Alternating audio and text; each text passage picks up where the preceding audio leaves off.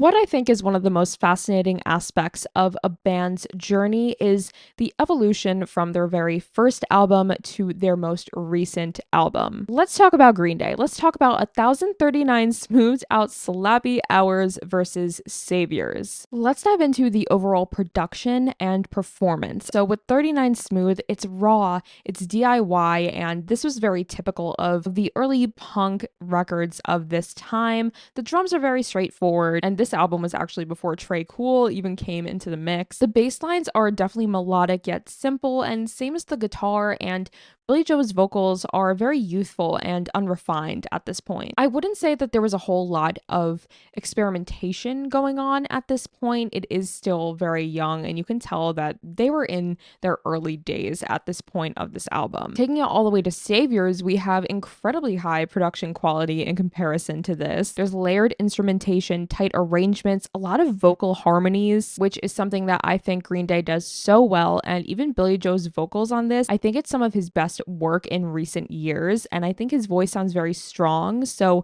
going from listening to a young 19-year-old kid to now, it's really interesting to hear his vocal progression. The production quality just sounds massive compared to the DIY garage punky kind of sound of their earliest work and the roughness of their earliest work. However, as a band that did start off in the punk scene, I really would not consider it a full-on punk album. Yes, there is some punk influence in there. I would definitely consider it just alternative rock or modern rock. And this is coming from someone who does love Green Day. I just wouldn't consider Saviors a true punk album.